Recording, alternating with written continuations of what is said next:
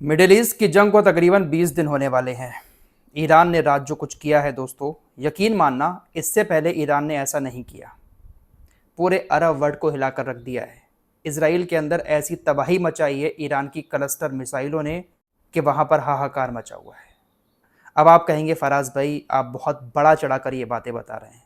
ये बड़ा चढ़ाकर नहीं बता रहा हूँ दोस्तों, यकीन करिएगा ईरान ने रात जो तबाही मचाई है पूरे मिडिल ईस्ट में, इस पूरे जंग के दौरान अभी तक ऐसी तबाही नहीं मचाई थी। दरअसल आपको मालूम ही है, पिछले रिपोर्ट्स में आपको सारी बातें बता चुका हूँ। ईरान के बड़े बड़े नेताओं को मार दिया पिछले 48 घंटे में। ईरान के पावर प्लांट पर हमला कर दिया। उस पावर प्लांट पर हमला किया जहाँ से तकरीबन ईरान की 80% लाइट घरों में जाती है। इसके अलावा सबसे बड़ी ईरान की गैस फैसिलिटीज़ को निशाना बनाया। ईरान ने साफ कह दिया था कि पूरे मिडिल ईस्ट में जितनी भी बड़ी बड़ी गैस फैसिलिटी हैं हम सबको निशाना बनाएंगे। कल ही कह दिया था ईरान ने, और रात को निशाना बनाया भी गया। सऊदी अरब के अंदर हमले हुए, कतर के अंदर LNG गैस प्लांट को पूरी तरह से बंद करवा दिया है।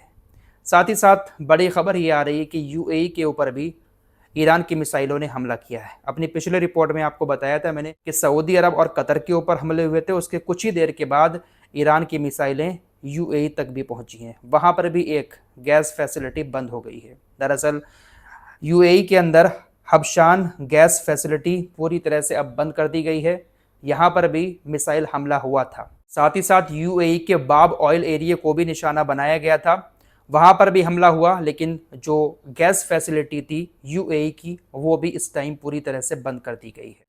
तो ईरान जो कह रहा है वो करके दिखा रहा है। ईरान के भले ही कितने भी नेता लगातार मारे जा रहे हों, लेकिन ईरान का न जाने कौन सा नेता इस वक्त ऐसा कुर्सी पर बैठा हुआ है जो लगातार चारों तरफ हमले एक साथ करवा रहा है। ये बहुत बड़ी बात हो जाती है दोस्तों, इतने अमीर देशों से एक साथ लड़ना। ईरान एक साथ कई देशों पर हमले करता है, सऊदी अरब, कतर, UAE और उधर इसराइल बहुत दूर है ईरान से, तकरीबन 2000 किलोमीटर तक की दूरी है। 1600 से 2000 किलोमीटर दूर ईरान की मिसाइलें पहुंचती हैं, और वहां पर किस तरह के हालात हैं आइए आपको दिखाते हैं। तेल अवीव के ऊपर ईरान ने कई सारी बैलिस्टिक मिसाइलों से हमले किए हैं। बाकायदा वहां के लोगों की तरफ से पोस्ट किए जा रहे हैं। ये आपकी स्क्रीन पर वहां का एक नागरिक है जो पहले ईरान की सेना में भी था, उसने पोस्ट किया है कि इस वक्त पूरे तेल अवीव के अंदर हर जगह पर आग का कहर जारी है।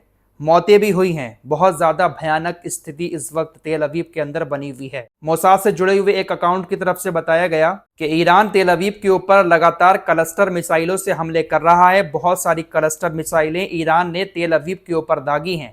ये एक मिसाइल नहीं होती है, दर्जनों बमों में ये तब्दील हो जाती है, और कभी कभी तो सैकड़ों बम इससे निकलकर गिरते हैं। पूरे तेल अवीव के ऊपर इस वक्त बम गिर रहे हैं। ईरान ने क्लस्टर मिसाइलों से तेल अवीव के ऊपर जो हमले किए हैं उसमें कई सारे लोगों की मौत की खबर भी है। कई सारी जगहों पर आग लगी है। जो रिहायशी इलाके हैं जहां पर काफ़ी अच्छे लोग रहते थे, वहां पर भी जाकर ईरान की मिसाइलों के जो क्लस्टर बम हैं वो गिरे हैं, आग लगी है। तेल अवीव के लोगों की रात बहुत ज़्यादा डर के साए में गुजरी है, क्योंकि लगातार ईरान की क्लस्टर मिसाइलें आसमान में आती, फटती और बहुत सारे बम निकलते, अलग अलग जगहों पर गिरे हैं, आग लगी है। तेल अवीव के अंदर बहुत सारे लोग घायल भी हुए हैं और मौतें भी हुई हैं। तो ईरान ने एक साथ मिडिल ईस्ट में कई सारे देशों पर हमला किया है। इस तरह के हमले करने के लिए ईरान को आखिर ऑर्डर कौन दे रहा है? क्या वाकई में मुश्तबा खामनई अपने काम पर लगे हुए हैं? क्या वाकई में मुश्तबा खामनई दुनिया के सामने ना आकर, अपनी लोकेशन का पता ना देकर अंदर अंदर काम कर रहे हैं? दरअसल ईरान के सुप्रीम लीडर मुश्तबा खामनई ने टेलीग्राम चैनल पर अपने नाम से एक मैसेज छोड़ा है, जिसमें कहा गया कि ईरान के सर्वोच्च राष्ट्रीय सुरक्षा परिषद के सचिव अली लारिजानी की मौत के लिए जिम्मेदार लोगों को जल्द ही कीमत चुकानी पड़ेगी। मैसेज में यह भी कहा गया कि हर खून की एक कीमत होती है जिसे उसके हत्यारों को जल्द ही चुकाना होगा। मुश्तबा खामनई के नाम से टेलीग्राम पर इस तरह का एक मैसेज छोड़ा गया है। तो क्या वाकई में मुश्तबा खामनई काम पर लगे हुए हैं? इसीलिए ईरान के ऊपर जहां पर भी जिस तरह का हमला हो रहा है उसी तरह का ईरान पलटवार कर रहा है। अब जब रात में इतनी सारी जगहों पर सऊदी अरब, कतर, UAE जैसे बड़े देशों पर उनकी गैस फैसिलिटीज को निशाना ईरान ने बनाया, तो अब डोनाल्ड ट्रंप इसराइल से कह रहे हैं कि भाई अब ईरान के अंदर उनकी ऐसी फैसिलिटीज को निशाना मत बनाना। वॉल स्ट्रीट जर्नल जो अमेरिका का अखबार है उसने ये रिपोर्ट छापी है कि अब डोनाल्ड ट्रंप इसराइल के सामने इस बात का विरोध कर रहे हैं कि ईरान के अंदर ना उनकी गैस फैसिलिटी को निशाना बनाना है, ना ही उनके पावर प्लांट को निशाना बनाना है, और ना ही उनकी ऑयल फैसिलिटी को निशाना बनाना है। शायद अब इनको इस बात का डर सताने लगा है कि अगर हम ईरान के ऊपर हमला करेंगे तो ईरान पलटकर इन अरबी देशों पर हमला करेगा, और अरबी देशों का प्रेशर पड़ता होगा डोनाल्ड ट्रंप के ऊपर। ऐसा तो नहीं है कि अरबी देश बिल्कुल खामोश बैठे हों, लेकिन ये लोग साथ भी पूरा दे रहे हैं। अरबी देश ये चाह रहे हैं कि कैसे भी करके ईरान पूरी तरह से तबाह हो जाए। खबर यह भी है कि डोनाल्ड ट्रंप जमीनी फोर्स उतार सकते हैं मिडिल ईस्ट के अंदर स्टेट ऑफ हॉर्मुज को खुलवाने के लिए। अरबी देश अमेरिका की सेना को रास्ता बताएंगे, रास्ता देंगे स्टेट ऑफ हॉर्मुज में जाने का। खुफिया जानकारी जो है वो इजराइल की खुफिया एजेंसी मोसाद जुटाएगी। तो इस तरह से ये सारे लोग मिलकर जमीनी ऑपरेशन चलाने का प्लान बना रहे हैं। लेकिन दोस्तों, अगर जमीनी ऑपरेशन अमेरिका चलाता है स्टेट ऑफ हॉर्मुज खुलवाने के लिए, तो यकीन मानो लाशें बिछ जाएंगी। अगर जमीनी ऑपरेशन ईरान के अंदर भी चलाया जाता है, तब भी न जाने कितने सारे लोग मारे जाएंगे दोस्तों। हालांकि डोनाल्ड ट्रंप सोच रहे हैं जमीनी ऑपरेशन चलाने के लिए, लेकिन उनके जो अधिकारी हैं वो उनको पूरी तरह से रोके हुए हैं कि बहुत बड़ा खतरा हो सकता है अगर हम अपनी सेना को जमीन पर उतारते हैं तो। फिलहाल ईरान ने सऊदी अरब की राजधानी रियाद के ऊपर जो हमला किया था, पहले तो सऊदी अरब ने कहा कि हमें कोई नुकसान नहीं हुआ है, लेकिन बम धमाकों की आवाज़ें आई हैं, वहाँ के जो लोग हैं उनको भी सुनाई दी हैं। सऊदी अरब दावा कर रहा है कि हमने सारी मिसाइलों को मार गिराया। बाद में कहा गया कि एक मिसाइल का कुछ छर्रे वगैरह कहीं पर बिल्डिंग पर गिरे तो 4 लोग उसमें घायल हो गए हैं। हालांकि धमाकों की आवाज़ें कई सारे लोगों ने, वहाँ पर रहने वालों ने सुनी हैं। अब वहाँ के लोग खुलकर ज़्यादा बात बता नहीं रहे हैं, क्योंकि इन अरबी देशों की सरकारों ने अपने देश के लोगों को डरा रखा है कि कोई भी वीडियो बाहर नहीं आनी चाहिए, कोई भी फोटो बाहर नहीं आना चाहिए। कोई भी धमाका देश के अंदर हो रहा है तो उसकी वीडियो भी आपको बनाकर सोशल मीडिया पर शेयर नहीं करनी है। इसीलिए वहाँ के लोग भी खुलकर सारी बातें नहीं बता रहे हैं, क्योंकि अगर उनको ट्रैक कर लिया गया तो हो सकता है कि शायद उनको मुश्किलों का सामना करना पड़े। फिलहाल कतर ने ईरानियों के ऊपर एक्शन लेना शुरू कर दिया है। ईरान के बहुत सारे लोग कतर के दोहा में सुरक्षा एजेंसियों में काम करते हैं। कतर ने कहा है कि 24 घंटे के अंदर अंदर इन तमाम ईरानियों को अपनी सुरक्षा एजेंसियों से बाहर निकालो।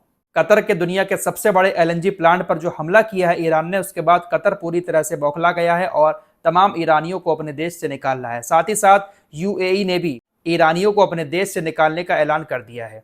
दरअसल दुबई के अंदर एक ईरानी हॉस्पिटल था, उसको दुबई की पुलिस ने बंद करवा दिया है, उसके मरीजों को दूसरी जगह पर ट्रांसफर कर दिया है। जो ईरान के लोग उसमें काम करते थे उनसे कहा है कि आप जल्द से जल्द दुबई छोड़कर निकल जाएं। जो इलेक्ट्रॉनिक आइटम थे उनको ले जाने से मना कर दिया है। तो अब ये तमाम देश ईरानी लोगों को अपने देश से निकाल रहे हैं, क्योंकि ईरान इनकी लगातार फैसिलिटीज को निशाना बना रहा है। ये लोग ईरानियों को तो निकाल रहे हैं, लेकिन जिसकी वजह से ये सब हो रहा है उसकी मेहमान नवाजी कर रहे हैं। तेल अवीव के अलावा इसराइल का जो नेवातिम एयरबेस है, वहां पर भी ईरान ने बहुत सारी मिसाइल हमले किए हैं। बहुत सारी मिसाइलों को वहां पर भी जाते हुए देखा गया। हालांकि कितनी हिट हुई हैं कितनी नहीं, ये बात अभी सामने नहीं आई है, लेकिन नेवातिम एयरबेस जो सबसे बड़ा एयरबेस है एयरफोर्स का इजरायली, वहां पर भी ईरान ने बहुत सारी मिसाइलें छोड़कर हमला किया है। तो 24 घंटे के अंदर जो कुछ हुआ है उसका बदला ईरान ने आज की रात में कहीं ना कहीं पूरा किया। अभी इसराइल के पावर प्लांट बाकी हैं। हो सकता है कि आज की रात में इसराइल के पावर प्लांट्स पर हमला करे ईरान, क्योंकि ईरान जो कह रहा है वो कर रहा है। फिलिस्तीन से खबर आ रही है, मस्जिद अक्सा को पूरे रमज़ान भर इसराइल ने बंद रखा, जिसकी वजह से अब मस्जिद अक्सा के इमाम ने कहा है कि जो ईद उल फित्र की नमाज है वो मस्जिद के अंदर नहीं होगी, मस्जिद के बाहर होगी, क्योंकि पूरी तरह से इसराइल ने मस्जिद को बंद कर रखा है। महमूद अब्बास की बस की बात नहीं है कि फ़िलिस्तीनियों को मस्जिद अक्सा में नमाज भी अदा करवा दे। कौन चला रहा है मस्जिद अक्सा को? देखो तो आप लोग, इन अरबियों की औकात। मस्जिद अक्सा को बंद किया हुआ है, पूरे रमज़ान भर तरावी नहीं हुई, एक भी नमाज नहीं हुई, और ईद की नमाज भी 1967 के बाद से पहली बार ऐसा होगा कि मस्जिद अक्सा में ईद की नमाज नहीं पढ़ी जाएगी। तो ये हाल कर रखा है इन लोगों ने, लेकिन इनको कोई कुछ कहने वाला नहीं है। ईरान सही जवाब दे रहा है इन लोगों को। ये लोग खामोश हैं, लेकिन ईरान इनको सही जवाब दे रहा है। ईरान के नेता भले ही कितने भी मारे जाते हों, लेकिन ईरान डट कर इन लोगों का सामना कर रहा है, क्योंकि ईरान ने जंग की तैयारी बहुत टाइम से कर रखी थी। गाज़ा के ऊपर जब हमले हो रहे थे तो ये अरबी देश सिर्फ और सिर्फ निंदा कर रहे थे, दिखावट के तौर पर इसराइल को बुरा भला कहते थे, लेकिन इस बार सही मज़ा चखा है इन्होंने। इस रिपोर्ट में इतना ही। कुछ और खबरों के साथ फिर हाजिर होंगे। अपना ख्याल रखिएगा। अल्लाह हाफिज़।